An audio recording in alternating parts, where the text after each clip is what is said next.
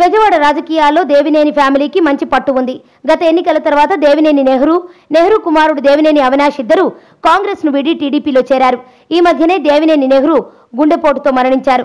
తాజాగా AP CM Chandrababu తనయుడు AP మంత్రి నారా లోకేష్ పై దేవినేని అవినాష్ ఆసక్తికర వ్యాఖ్యలు చేశారు.